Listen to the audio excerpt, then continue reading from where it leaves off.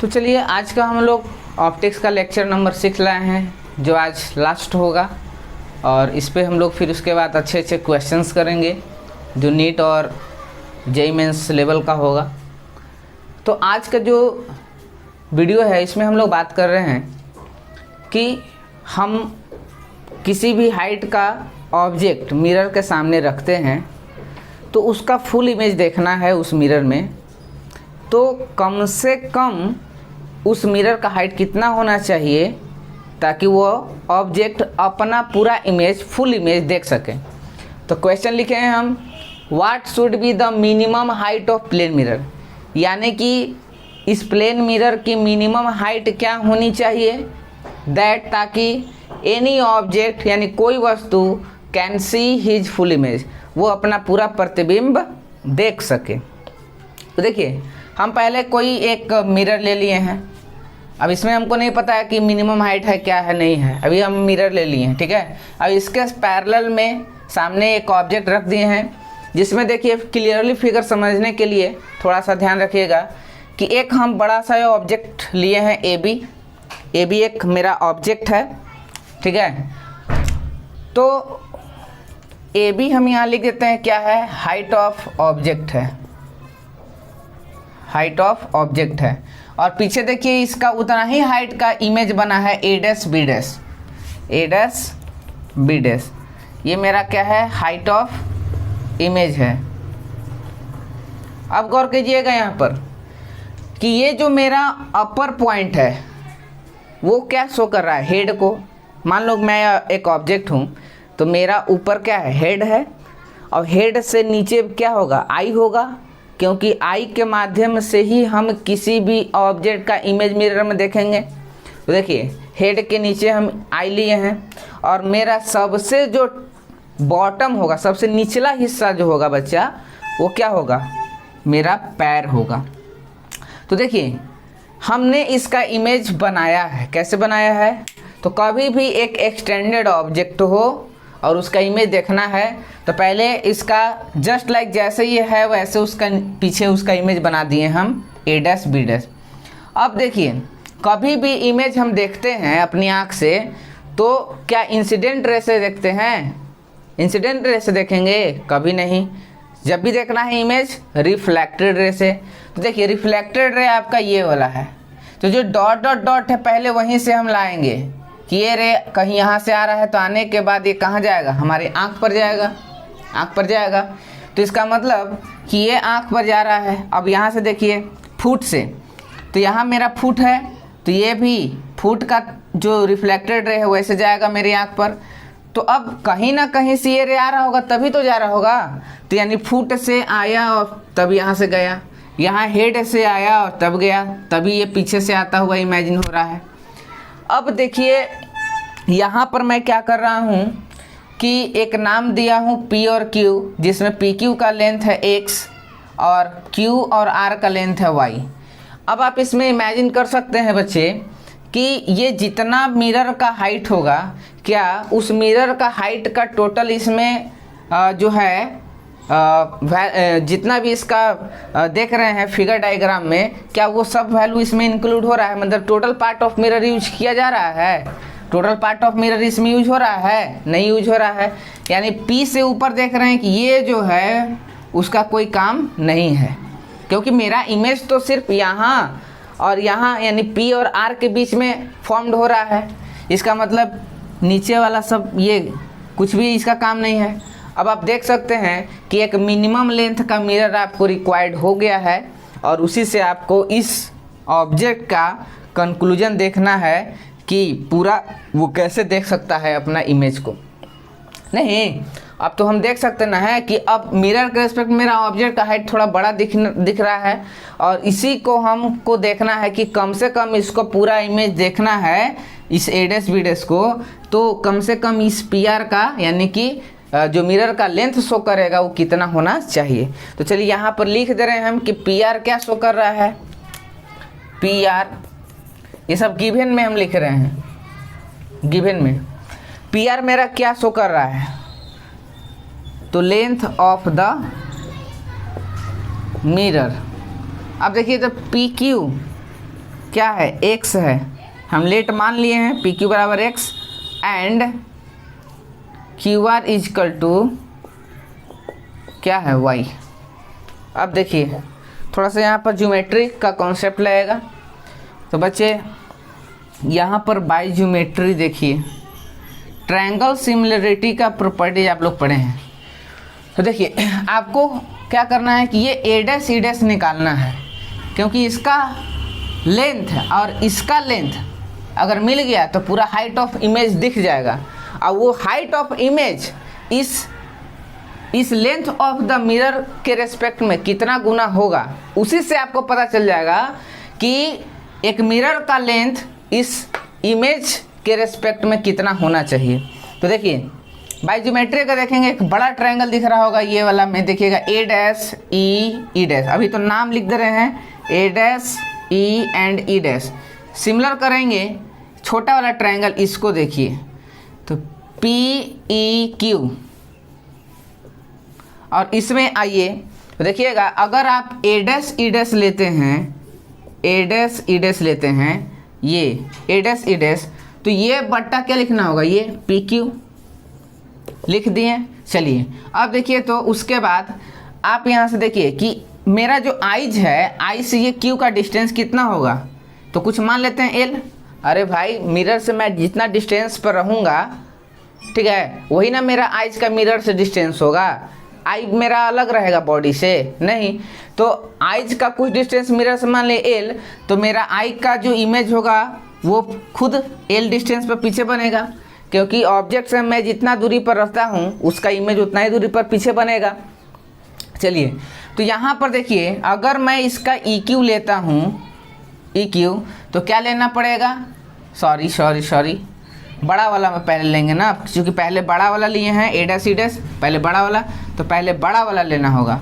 तो बड़ा वाला देखिए ई से लेकर ई डैश, ई से लेकर ई डैश अपॉन, यहाँ ई डैश बच्चा, ई से लेकर ई डैश अपॉन, अब ये लीजिए ई क्यू।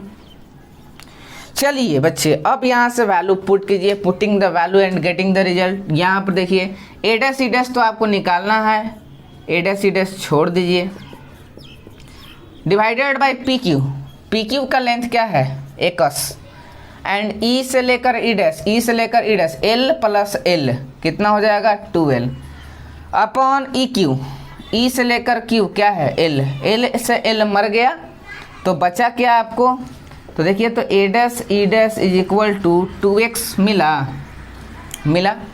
अब आपको ये 2x मिल गया तो ये निकालना है। अब हम डायरेक्ट अब लिखेंगे नहीं, डायरेक्ट यहाँ देख लीजिए, जस्ट लाइक ठीक उसी प्रकार देखिए तो ये बट्टा क्या करना होगा, ये यानी कि ये E dash B dash upon, E dash B dash upon क्या है ये वाला y इज इक्वल टू, अब आइए बड़ा वाला में, तो फिर से 2l अपॉन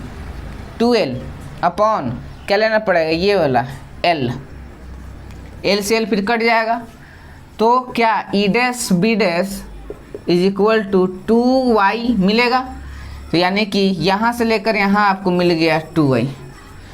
अब इसके बाद देखिए पूरा ए डैश बी डैश आपको मिल गया 2x प्लस क्या 2y, तो यानी कि ए डैश बी डैश जो मिल गया वो 2x प्लस 2y मिल गया, 2 कॉमन कर लेंगे तो x प्लस y। तो अब बच्चे हम कह सकते हैं क्या कि हमारा ऑब्जेक्ट का हाइट AB था और उसके रेस्पेक्ट में इमेज था ए डैश बी डैश, तो क्या ए डैश बी डैश AB के बराबर नहीं होता है, होता है, यानी ए डैश बी डैश अगर 2 इंटू एक्स प्लस वाई है तो आपका AB भी जो होगा यानी कि क्या हो जाएगा 2 इंटू एक्स प्लस वाई होगा। अब देखिए आप कंपेरिजन कीजिए आप मिरर के लेंथ से, तो मिरर का लेंथ आपका क्या है PR है, तो PR length of the mirror, तो लेंथ ऑफ द मिरर अगर देखते हैं तो क्या है x प्लस क्या हो जाएगा y, x प्लस वाई। तो देखिए यहाँ से ऊपर में मिटा दे रहे हैं क्वेश्चन और यहाँ पर आपको दिखा दे रहे हैं क्या कि अगर हम हाइट ऑफ ऑब्जेक्ट जो AB हम लिखे हैं, height of object is equal to क्या लिखें 2 इंटू एक्स प्लस वाई। तो क्या x प्लस वाई जो है आपका मिरर का लेंथ नहीं शो कर रहा है, तो 2 इंटू ये क्या है मिरर का लेंथ, यानी कि लेंथ ऑफ द मिरर। तो अब हम कह सकते हैं कि ये हाइट ऑफ ऑब्जेक्ट के कंपैरिजन में कितना होगा, तो length of the mirror is equal to 1/2 into height of object. यही आपका क्या हो गया, प्रूव्ड हो गया। मतलब ये कह रहा है कि कोई ऑब्जेक्ट का अपना पूरा हाइट देखना हो मिरर में, तो मिरर का लेंथ कम से कम उस ऑब्जेक्ट के रेस्पेक्ट में आधा होना चाहिए। यानी कि 10 फीट का ऑब्जेक्ट है, उसको पूरा अपना देखना है इमेज मिरर में, तो कम से कम मिरर का हाइट कितना होना चाहिए, 5 फीट होना चाहिए। Is that clear? तो चलते हैं कुछ क्वेश्चन इस पर हम लोग करेंगे। स्क्रीनशॉट लेकर इसको प्रूफ कर लीजिएगा।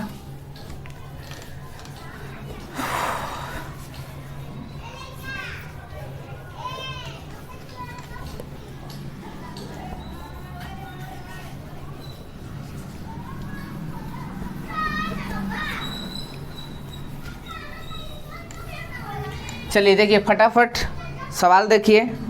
कह रहा है कि एक मिरर है, कुछ इसकी हाइट होगा, कुछ इसका लेंथ है L। अब देखिए L लेंथ का एक मिरर है और कह रहा है कि इससे D दूरी पर एक ऑब्जेक्ट है। कितना दूरी पर? D दूरी पर। और इससे फिर से एक D दूरी पर एक क्या है, वॉल है, एक दीवार है। ठीक है, एक दीवार है। अब सोचिए कि अगर एक दीवार है, इसी ऑब्जेक्ट से D दूरी पर इधर कह रहा है, और ऑब्जेक्ट का पोजीशन इससे भी कह रहा है मिरर से कितना दूरी पर है, D दूरी पर है। गौर करिएगा। तो कह रहा है कि इस वॉल का जो इमेज बनेगा इसके पीछे, उसको देखने के लिए इस मिरर का लेंथ कितना होना चाहिए। यानी कि what should be the minimum length of the mirror that object can see full image of wall. ठीक है, क्वेश्चन समझ में आया? क्वेश्चन में क्या कह रहा था, ये फिगर देख रहे हैं, यहाँ से D दूरी पर एक ऑब्जेक्ट है मिरर से, और उतना ही दूरी पर आपका एक वॉल था। ठीक है, ये ऑब्जेक्ट है यहाँ। तो गौर कीजिए, क्वेश्चन में कह रहा है कि what should be the minimum length of the mirror that object can see full image of wall। तो बच्चे अभी जैसे बताए हैं उसी का प्रोसेस यूज कीजिए। यहाँ पर ये वॉल है, जितना दूरी पर उतना ही दूरी पीछे उसका क्या बनेगा, इमेज बनेगा। तो देखिए एक वॉल ले लेते हैं, पहले एक वॉल ले लिए। चलिए मान लीजिए ये पॉइंट A है, ये B है। अब देखिए तो इस वॉल का इमेज किसको देखना है, ऑब्जेक्ट को देखना है। यहीं पर क्या है, कोई ऑब्जर्वर है, तो ऑब्जर्वर अपने आई से देखेगा। तो मान लेते हैं कि ऑब्जर्वर का आई यहाँ पर है। ठीक है, ई पॉइंट यहाँ मान लेते हैं ऑब्जर्वर का आई है, और इस वॉल को पूरा देखना है। तो फिर से क्या इमेजिन करेंगे कि इसका जो ये वाला पॉइंट होगा A डैश, नीचे जो B डैश है, इससे इस तरह से रे आ रहा होगा। ठीक है, और इस तरह से आने का मतलब है कि यहाँ से पहले रे गया होगा तभी तो आया होगा। फिर B डैश देखिए, तो B डैश, तो यहाँ से डॉट डॉट ये रे आ रहा होगा, ये तभी आ रहा होगा जब यहाँ B से रे गया होगा। ये इमेज बना लिए। अब देखिए D दूरी पर यहाँ पर मेरा आइज था। ठीक है, अब देखिए तो वॉल का डिस्टेंस मिरर से कितना हो जा रहा है, तो यहाँ से D और यहाँ से D, तो पूरा डिस्टेंस 2D हो जा रहा है। तो इसका मतलब कि 2D डिस्टेंस पीछे होगा, तो इसका मतलब कि यहाँ से 2D डिस्टेंस वो रहेगा पीछे। चलिए यहाँ पर एक पॉइंट ले लेते हैं, इस पॉइंट का नाम C हम ले लेते हैं। चलिए बच्चा, अब जो अभी कंडीशन बताए हैं ट्रायंगल सिमिलर का, उससे लगाइए और लगाकर आप ये वाला निकाल लीजिए और ये वाला निकाल लीजिए, निकल जाएगा। पहले आप मान लीजिए ये पॉइंट पहले P और इसको Q मान लो, इसको R मान लो, तो इसको X बोल सकते हैं और इसको Y। अब देख लीजिए, तो हम डायरेक्ट बता दे रहे हैं, डायरेक्ट देखिए, यानी बड़ा वाला ट्रायंगल अगर लेते हैं, बड़ा वाला ट्रायंगल, अब आपको ट्रायंगल कहाँ से लेना है, I से लेना होगा, I से ही सारा काम हो रहा है। तो देखिए बड़ा वाला ट्रायंगल अगर आप देख रहे हैं तो देखिए A' मैंने A'EC, देखिए अगर A' लेते हैं अपॉन क्या करना पड़ेगा, A' अगर लेते हैं तो आपको PQ लेना पड़ेगा, A' अपॉन क्या लेना पड़ेगा, PQ। तो PQ का लेंथ कितना है, X, हम डायरेक्ट लिख दे रहे हैं। उसके बाद देखिए बड़ा वाला है EC का पूरा वैल्यू कितना है, तो यहाँ से D है, यहाँ से यहाँ D और यहाँ से यहाँ 2D, तो 3D अपॉन, अब देखिए तो ये EQ सिर्फ बचेगा D, यानी कि A' जो मिलेगा मेरा वो 3x मिलेगा। इस तरह से कह सकते हैं कि A' का वैल्यू 3x। जस्ट लाइक अब आपके लिए हम छोड़ दे रहे हैं, जस्ट लाइक इसी तरह से B' जो मिलेगा बच्चा वो मिलेगा यहाँ से यहाँ 3y मिलेगा। ठीक है, अब ऐसे जैसे मिल जाएगा तो आप देख सकते हो, अब आसानी से आपको दिख रहा होगा कि पूरा जो A' B' है वो हाइट ऑफ इमेज है ना। और ये हाइट ऑफ इमेज किसके बराबर होगा, तो 3x और 3y के सम के बराबर होगा, 3x प्लस 3y। 3 कर लीजिए कॉमन, तो x प्लस y। अब देखिए x प्लस y आपका क्या है, x प्लस y, x और y, तो यहाँ तो मिरर का यूज हुआ नहीं, x और y तक ही नहीं इसका यूज हो रहा है, x और y तक ही इसका यूज हो रहा है। तो इसका मतलब कि ये क्या है, लेंथ ऑफ द मिरर। तो यही ना क्वेश्चन पूछ रहा था कि what should be the minimum length of the mirror. तो minimum length of the mirror यानी x प्लस वाई जो होगा, x प्लस वाई वो 3 इधर आ जाएगा गुना से भाग में, तो क्या हो जाएगा 1/3 इंटू हाइट ऑफ इमेज। और हाइट ऑफ इमेज किसके बराबर होता है, हाइट ऑफ ऑब्जेक्ट के। तो हाइट ऑफ ऑब्जेक्ट मेरा यहाँ पर वाल के रूप में होगा, ये तो हम देख ना रहे हैं, हमको देखना किसको है, वाल को। तो यानी कि यहाँ पर हाइट ऑफ वाल हो जाएगा। इस तरह से हम कह सकते हैं कि हमारा लेंथ ऑफ द जो मिरर होना चाहिए that is x plus y, वो क्या होना चाहिए, इस हाइट ऑफ वाल से लगभग 1/3 अगर हो जाएगा हाइट ऑफ वाल से, तब हम उस वाल का इमेज आसानी से पूरा देख सकते हैं।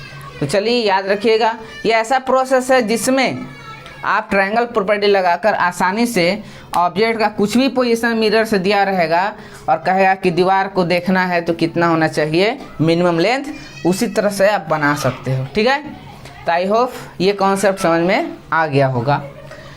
अब चलते हैं और क्वेश्चन इसी से है रिलेटेड। तो ये क्वेश्चन क्या कह रहा है, जो जेई में पूछा हुआ क्वेश्चन है, जेई में पूछा हुआ क्वेश्चन है, जो भी कॉन्सेप्ट बता रहे हैं वो जेई में पूछा हुआ है। कह रहा है क्या कि एक मिरर है, एक मिरर है, मिरर की अपना कुछ लेंथ है, ठीक है, इसका लेंथ कुछ है L।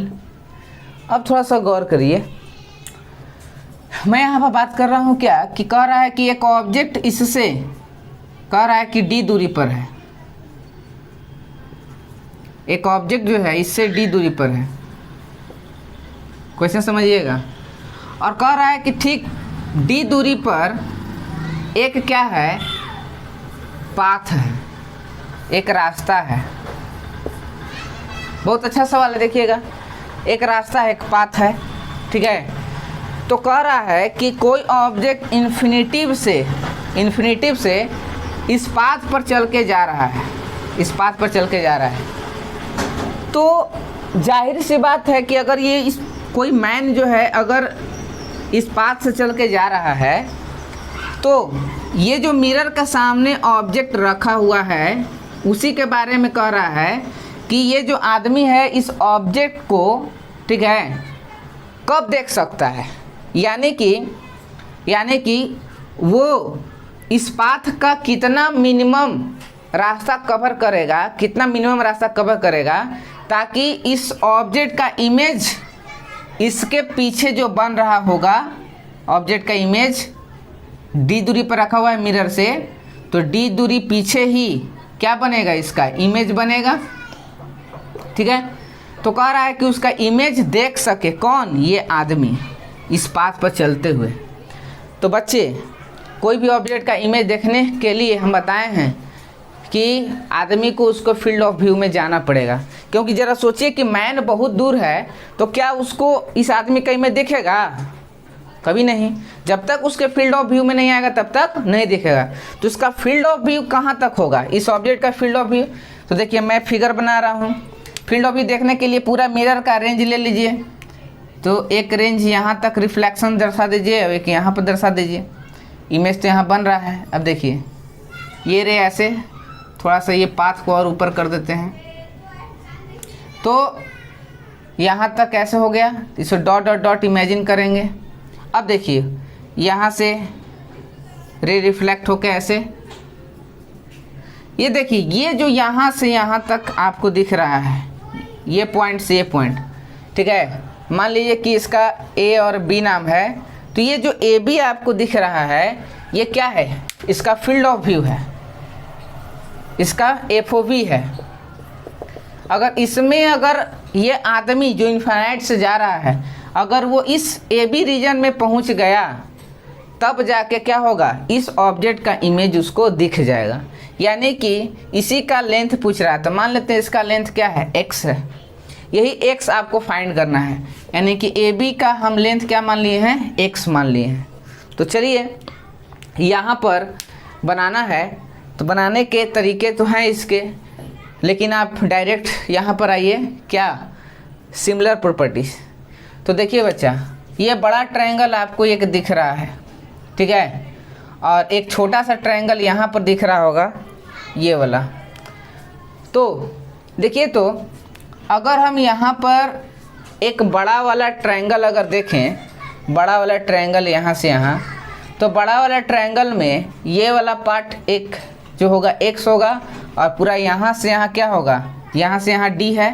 गौर करिए, ऑब्जेक्ट का जो डिस्टेंस था उस पाथ से d था, तो d यहाँ से फिर d पीछे उसका इमेज है, तो d d d कितना हो जाएगा, 3D। यानी कि यहाँ से देखिए, अब हम ट्रायंगल सिमिलर प्रॉपर्टी से यहाँ से चलें तो एक बड़ा ट्रायंगल और अपॉन छोटा ट्रायंगल। तो ज़रा गौर कीजिएगा, अगर ये मिड पॉइंट अगर ये बन रहा होगा इस मिरर का मिड पॉइंट, तो अगर ये पूरा लेंथ अगर x है तो ये x/2 होना चाहिए।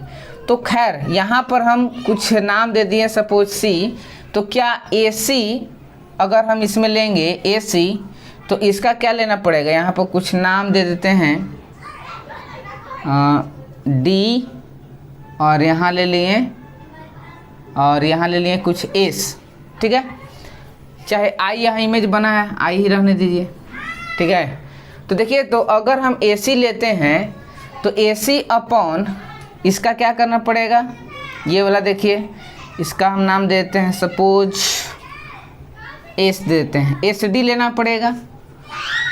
SD इज इक्वल टू अब पूरा ये यहाँ से CI और यहाँ से क्या लेना होगा, DI। देखिए, तो AC का जो वैल्यू होगा वो x का हाफ x/2 होगा। क्यों होगा, क्योंकि अगर मान लेते हैं कि ये ऑब्जेक्ट और जो ऑब्जेक्ट है वो मिरर के एकदम बिल्कुल मिड पॉइंट पर है, तो मिड पॉइंट पर है तो यहाँ से देख लीजिए ये से जो लाइन है इस पाथ को बाइसेक्ट कर रहा है, बाइसेक्ट कर रहा है।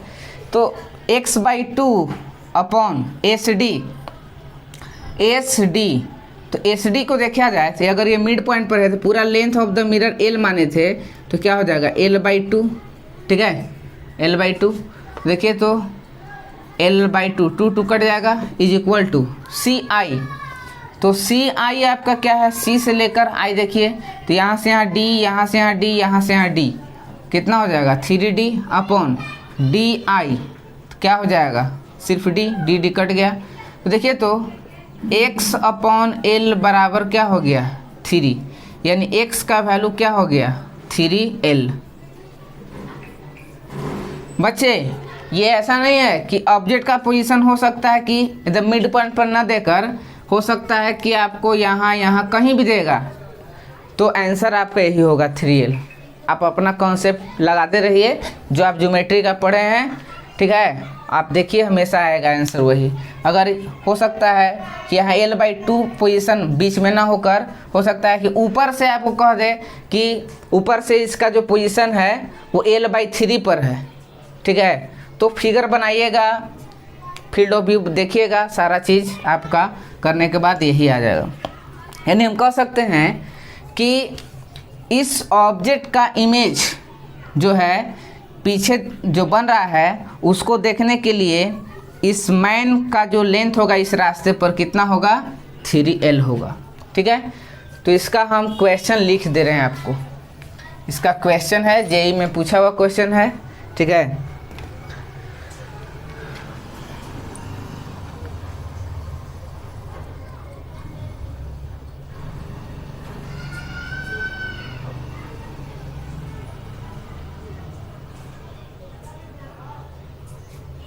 क्वेश्चन कह रहा था कि find out the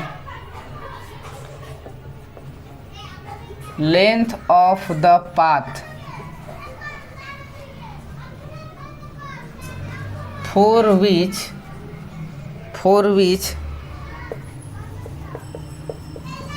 observer will be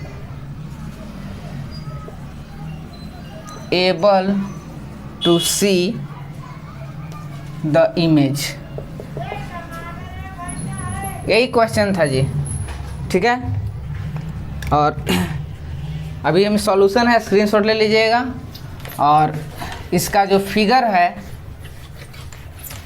figure जो है इस तरह से है कि एक मिरर था, इसके d डिस्टेंस पर एक ऑब्जेक्ट है, ठीक है, और इसी से d दूरी पर एक इनफाइनाइट पाथ बनाया गया है जिस पर कोई आदमी चल के ऊपर की तरफ जा रहा है। तो पूछ रहा था कि वो उसका मिनिमम पाथ ऑफ लेंथ क्या होगा जिस पर इस ऑब्जेक्ट का जो इमेज है वो पीछे जो बनेगा d दूरी पर उसको देख सके। चलिए उसका सॉल्यूशन दे दिए। अब बच्चे हम लोग बात करते हैं एक और इसका क्वेश्चन जो जेईई में ही पूछा हुआ है, चलते हैं।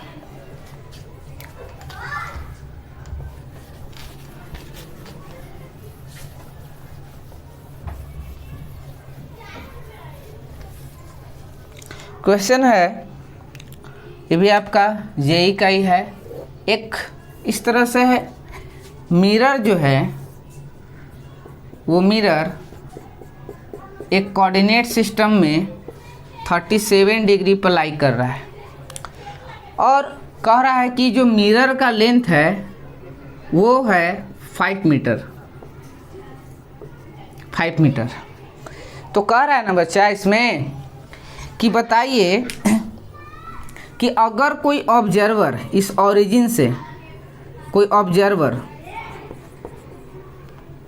ऑब्जर्वर जो है वो इस ओरिजिन से इधर जो है 2 मीटर पर सेकेंड की वेलोसिटी से आगे की ओर बढ़ता हुआ जा रहा है।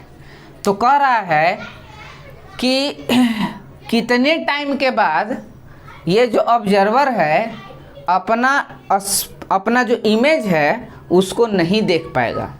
यानी क्वेश्चन समझ में आया? क्या कह रहा है? कह रहा है कि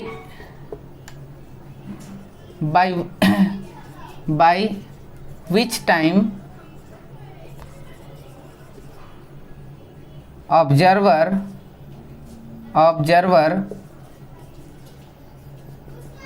can not see his image.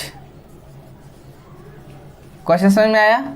Question देख लीजिए फिगर में 37 डिग्री के साथ एक 5 मीटर लेंथ का मिरर जो है एक्सटेंड किया गया है और कह रहा कि एक ऑब्जर्वर 2 मीटर पर सेकेंड के स्पीड से चल रहा है। तो कितने टाइम के बाद बाय विच टाइम, किस टाइम के बाद जो ऑब्जर्वर है वो अपना इमेज नहीं देख सकता है। तो बच्चा देखिए, ऑब्जर्वर अपना स्पीड कब तक देखेगा ये सोचिए। तो वो तब तक देखेगा जब तक इस मिरर के पोर्शन में रहेगा। यानी कि अभी ये इधर बढ़ रहा होगा तो मिरर के पोर्शन में है। तो कोई भी ऑब्जेक्ट, जरा गौर करिएगा, कोई भी ऑब्जेक्ट है, ये अलग से आपको दिखा रहा है, ये मिरर है। देखिए ऑब्जेक्ट अगर यहाँ है तो ये तो अपना इमेज देख ही सकता है, ये जितना दूरी पर है उतना दूरी पीछे देख सकता है। अब थोड़ा सा नीचे आएगा फिर भी देख सकता है, और नीचे आएगा फिर भी देख सकता है। लास्ट कहाँ तक ये अपना इमेज देखेगा? यानी यहाँ तक देखेगा, जो उस मिरर का सबसे एंड पॉइंट होगा वहाँ तक देखेगा। उसके नीचे अगर चला जाता है ऑब्जेक्ट तो अपना खुद का इमेज नहीं देख सकता है। फिर वो फील्ड ऑफ व्यू बनाना पड़ता है जिसमें आप खुद का इमेज नहीं देख सकते, कोई दूसरा पर्सन होगा जो आपका इमेज देखेगा, आपका इमेज देखेगा। जो अभी इसके पहले क्वेश्चन बताएं कि कोई ऑब्जेक्ट का इमेज बन रहा था तो उसके फील्ड ऑफ व्यू में कोई दूसरा आदमी चल के जाएगा तो कब देखेगा? तो यानी कि इसको तो खुद का अपना इमेज देखना है। तो इसका मतलब कि हम एक चीज़ बता दिए हैं कि ऑब्जेक्ट का खुद का इमेज देखने के लिए अपना मिरर के वो आना होगा उसके लेंथ में। और साथ साथ हम ये भी जानते हैं कि कोई ऑब्जेक्ट मिरर से परपेंडिकुलर जितना दूरी पर होता है उतना ही दूरी परपेंडिकुलर ही उसका इमेज बनता है। तो देखिए यहाँ से चलते चलते ऑब्जेक्ट जब जा रहा होगा तो उसका परपेंडिकुलर लेंथ तक अपना इमेज दिखाई देगा, परपेंडिकुलर लेंथ तक। यानी कि क्या है, परपेंडिकुलर लेंथ ये वाला होगा? कभी नहीं। ये मिरर के परपेंडिकुलर कभी होगा जी? नहीं। तो मिरर का परपेंडिकुलर कौन? ये वाला, देखिए ये वाला होगा। अब समझ में आया? यानी इसके बाद अगर वो निकल जाएगा तब अब कभी भी वो नहीं देख पाएगा। तो देखिए बच्चा, यहाँ पर बहुत ही अच्छा क्वेश्चन था ये। तो यहाँ ओ पॉइंट दिए हैं, यहाँ ए और यहाँ बी। तो आप गौर करिए कि थीटा का सामने तो हमको पता है कि ये लंब होता है पी, और ये आपको बड़ा देखने में लग रहा है साइड, तो बड़ा साइड क्या शो करता है? हाइपोटेनस। तो बच गया, सो वो क्या हो गया? बेस। चलिए अब क्वेश्चन आपका आसान हो गया। यानी अब हम देख लेंगे कि 2 मीटर पर सेकेंड से चलते हुए हमने इसका कितना लेंथ कवर किया। वो मेरा लेंथ अगर निकल जाएगा, यानी ये एच निकल जाएगा, तो अब हम निकाल सकते हैं टाइम, क्योंकि स्पीड दिया हुआ है। ठीक है, तो चलिए बच्चा, अब यहाँ देखिए तो cos 37 डिग्री लगाइए। तो cos 37 डिग्री b/h होता है, b/h, तब ना, यह चूँकि b दिया है और h निकालना है, cos 37। तो cos 37 डिग्री का वैल्यू तो आप लोग जान रहे हैं, एक ट्रायंगल बनाए हैं पिछले क्लास में, 37 है तो ये 3, ये 4, तो ये 5। देखिए cos 37 तो b/h, तो b का रूप में आपके यहाँ 4 है, यानी कि यहाँ पर रख दीजिए 4 अपॉन h के रूप में क्या होता है? 5। ठीक है, तो 5। अब यहाँ पर b के रूप में अगर देखा जाए तो b के रूप में आपका क्या है वैल्यू? ये तो हम cos 37 डिग्री का वैल्यू बता दिए। यहाँ से cos 37 डिग्री लगाना होगा तो b/h होता है। अब यहाँ पर देखिए कि आपको b के रूप में यहाँ पर वैल्यू कितना दिया हुआ है? क्वेश्चन में 5 दिया हुआ है। ठीक है, तो यहाँ पर b के रूप में क्वेश्चन में आपको कितना है? 5 है, 5 दिया हुआ है। ठीक है, और अपॉन h निकालना है आपको। ठीक है, अब देखिए cos 37 डिग्री का जो वैल्यू होता है वो हम यहाँ रखेंगे कितना? तो 4/5। ठीक है। cos 37 डिग्री का वैल्यू 4/5 और यहाँ ट्रायंगल में देख रहे हैं बी का वैल्यू कितना है 5 है, एच निकालना है तो एच बराबर क्या निकलेगा 25/4 25/4 तो 25/4 मीटर मिल गया। यानी ये जो ऑब्जर्वर था वो 2 मीटर पर सेकेंड से चलते हुए 25/4 मीटर कवर करेगा तो टाइम कितना लगाएगा, तो टाइम बराबर क्या होता है डिस्टेंस बाई स्पीड। तो डिस्टेंस मेरा कितना है 25/4 और स्पीड मेरा कितना है 2।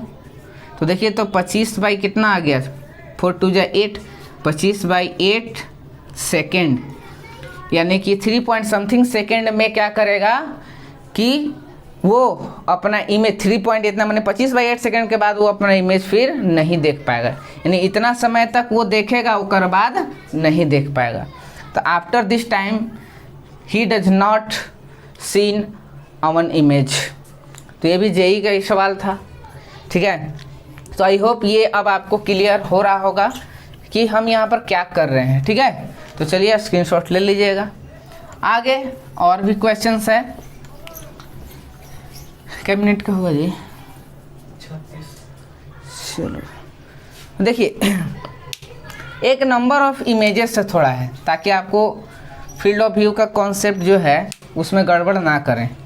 देखिए अगर हम बात करें कि एक मेरा ये प्लेन मिरर है और इसके पैरेलल में एक और प्लेन मिरर है और इस मिरर से मान लीजिए M1 मिरर है, ये M2 मिरर है। इस मिरर से ऑब्जेक्ट का एक पोजीशन है 2 मीटर पर और एक यही ऑब्जेक्ट का जो पोजीशन है इस मिरर से है 4 मीटर पर, ठीक ना। तो कहेगा कि नंबर ऑफ इमेज कितना बन रहा है। तो बच्चे पैरेलल जब एक दूसरे के बिल्कुल हो जा रहा है तो यानी कि थीटा दोनों के बीच 0 डिग्री है। तो n बराबर 360/थीटा अगर करोगे तो 360/0 तो क्या हो जाएगा इनफाइनाइट नंबर, यानी नंबर ऑफ इमेज क्या हो जाएगा इनफाइनाइट। ये फार्मूला से आपको दिखाएं बट फार्मूला आपको हर जगह बढ़िया से दिमाग में नहीं क्लियर हो पाएगा, कभी कभी कॉन्सेप्ट में फंस जाइएगा। यहाँ पर देखिए इमेजिन कीजिए क्यों ऐसा इनफाइनाइट हो रहा है।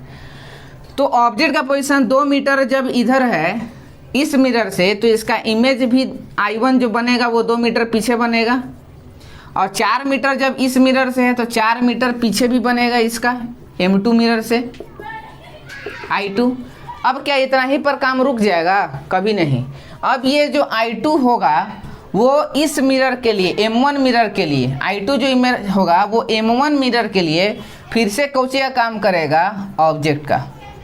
ये ऑब्जेक्ट कैसा होगा वर्चुअल होगा, वर्चुअल ऑब्जेक्ट काम करेगा और फिर से इसका इमेज बनेगा, ठीक है। अब कितना दूरी पे बनेगा तो सोचिए यहाँ पर यहाँ से 4 मीटर है और यहाँ से हो जाएगा 4 2 6 मीटर, तो 6 4 10 मीटर, यानी 10 मीटर पर कोई ऑब्जेक्ट किसी मिरर पर खड़ा हो तो उसका इमेज 10 मीटर पीछे बनेगा, यानी 10 मीटर पीछे बनेगा। फिर इसका देखिए कि ये जो I1 इमेज है वो भी इस मिरर के लिए M2 मिरर के लिए ऑब्जेक्ट काम करेगा। ऐसी सोचिए बार बार कितना इमेज बनेगा, ऐसा इमेज बनेगा कि आप उसको काउंट नहीं कर सकते हो। तो इसलिए नंबर ऑफ इमेजेज इसमें जब होगा वो क्या होगा इनफाइनाइट। लेकिन क्वेश्चन जो है एक आपको एम्स में पूछा हुआ है और थोड़ा घुमा के पूछा हुआ है। घुमा के क्या पूछ दिया है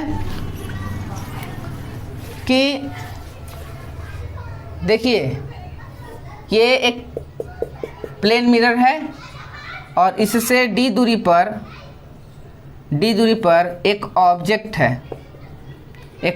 है और ठीक उसके नीचे एक मिरर लगा हुआ है, यहाँ से भी d दूरी पर है।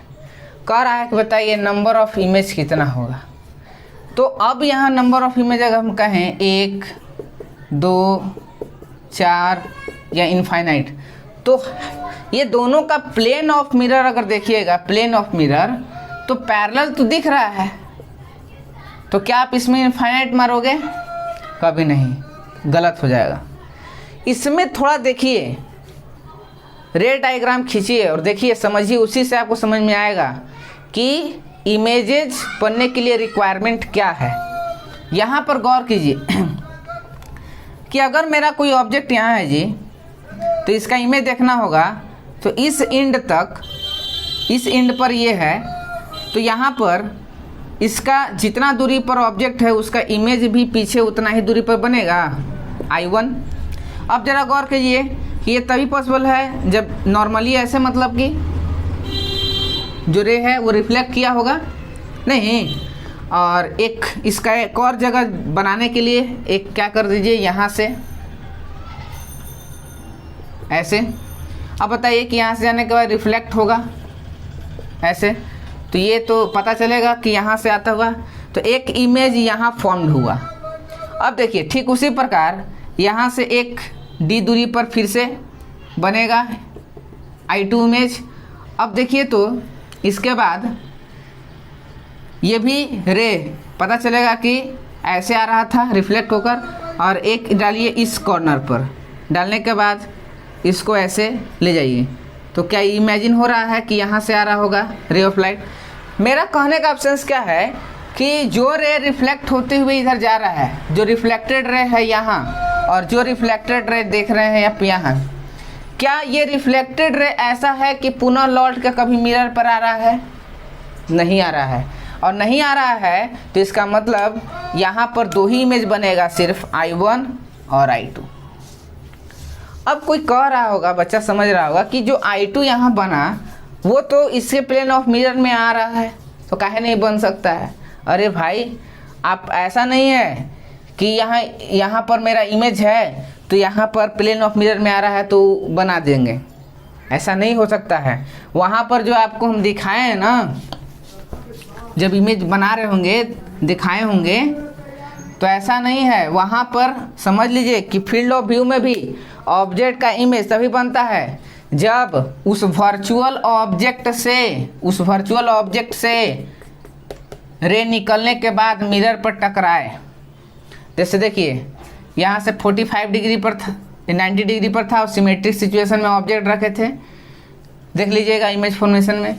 तो ऑब्जेक्ट जितना दूरी पर यहाँ पर रहता है A, तो उसका इमेज उतना ही दूरी पर बनता है I1, ठीक है। और यहाँ से A दूरी पर है तो इसका भी इमेज बनता है I2। और एक बताए थे कि ये I1 इस मिरर के लिए काम करता है क्या चीज़ का? ऑब्जेक्ट का, तो एक I3 बनता है यहाँ, बताए हैं।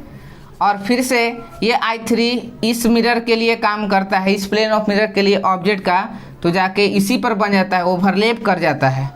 तो यहाँ पर ओवरलैपिंग होने से हम लोग यहाँ पर n बराबर 1 काउंट करते हैं, बताए थे। तो ऐसा नहीं है, यहाँ पर देखिएगा ना, तो यहाँ से रे डायग्राम खींच के आप देख सकते हैं कि ऑब्जेक्ट से रे कैसे गया, अगर तो ऐसे आया होगा, इमेजिन कर रहे हैं। एक यहाँ से डालते हैं, एक ऐसे कुछ जाएगा, ऐसे जाएगा, तो ये जाता हुआ आता हुआ ऐसे प्रतीत होगा। तो यहाँ एक इमेज बना, फिर यहाँ देखिए ऐसे गया तो ऐसे ही आएगा, और एक डालिए कहीं भी मिरर से रिफ्लेक्ट होगा तो ये आता हुआ ऐसे प्रतीत होगा। अब देखिए यहाँ जो इमेज है, ठीक है, यहाँ जो इमेज बना, यहाँ से कोई भी रे ऑफ लाइट अगर आप इस पर डालते हैं, कोई भी रे ऑफ लाइट यहाँ से डालते हैं, यहाँ से कोई भी रे ऑफ लाइट, अब इसको मिटा देते हैं, कोई भी रे ऑफ लाइट डालते हैं, तो यहाँ से डालने के बाद ये अब जाएगा जब, तो देखिए कि यहाँ से ये यहाँ से जाता हुआ प्रतीत होगा, ठीक है। उसी तरह से आप यहाँ से कोई भी रे ऑफ लाइट को, इस इमेज से कोई भी रे ऑफ लाइट को आप इस पर डालते हैं, तो आपको ऐसा प्रतीत होगा कि एक इमेज कहीं और बन रहा है पीछे की तरफ। इस तरह से हम कह सकते हैं कि कभी भी इमेज देखना होगा तो रे का रिफ्लेक्शन उस मिरर से दिखना चाहिए। तभी हम यहाँ पर देखें कि जो मिरर था यहाँ से d दूरी पर, यहाँ से ऐसी कोई रे नहीं थी कि इस ऑब्जेक्ट से जाने के बाद पुनः मिरर पर आ रही होगी। और यहाँ भी वही चीज़ देख रहे हैं कि यहाँ से गया, यहाँ से रिफ्लेक्ट किया, फिर एक यहाँ से और ये रिफ्लेक्ट किया, तो ऐसी कोई भी रे नहीं है जो पुनः इस पर आ सकता है, ठीक है। तो इस वजह से यहाँ नंबर ऑफ इमेज कितना होगा? 2 होगा, याद रखिएगा। ये भी आपका एम्स का सवाल था, ठीक है। अब देखिए एक और सवाल, परपेंडिकुलर पोजीशन पर जब रखते थे तो n बराबर 3 आता था, याद होगा आप लोग को। यहाँ से d दूरी पर एक ऑब्जेक्ट है और एक इसी d डिस्टेंस नीचे से एक मिरर जो है वो इस तरह से है, ठीक है। लेकिन ये ऐसे जब रहता था डायरेक्टली थीटा 90 डिग्री पर, तो हमारा n बराबर क्या मिलता था 3।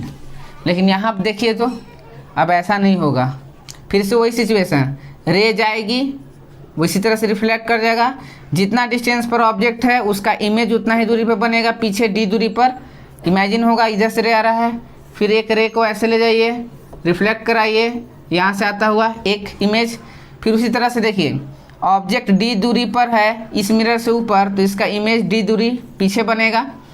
और फिर से वही रे डायग्राम दिखा दीजिए ऐसे, और एक यहाँ से रे खींच दीजिए ऐसे, तो यहाँ से, यानी कि अब इस रे को देखिए रिफ्लेक्टेड रे और इस रे को देखिए, अब कभी भी लौट कर इस मिरर पर नहीं आ रहा है, यानी कि यहाँ भी नंबर ऑफ इमेजेस कितना बनेगा 2 ही बनेगा।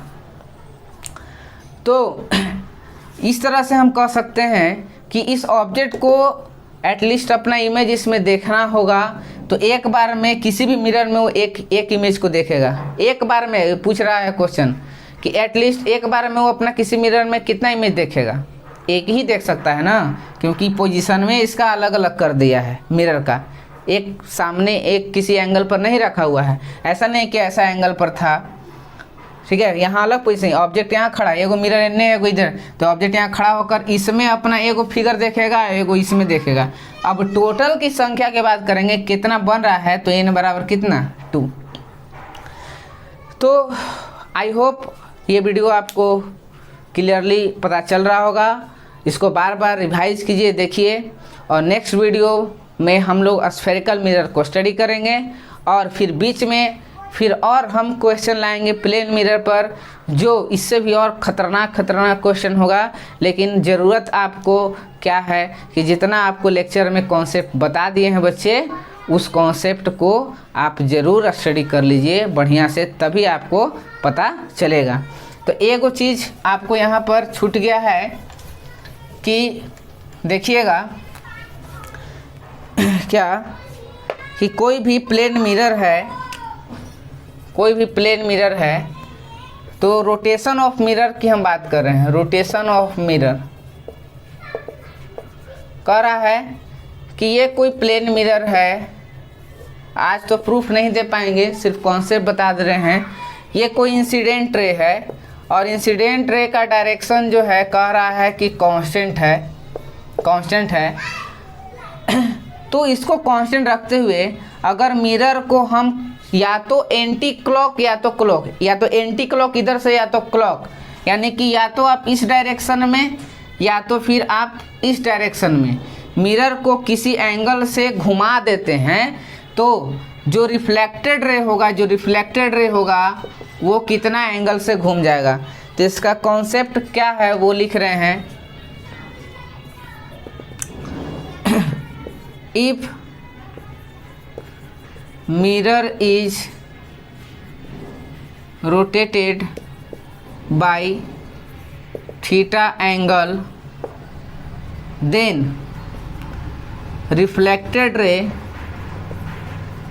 will be moved by 2 theta angle।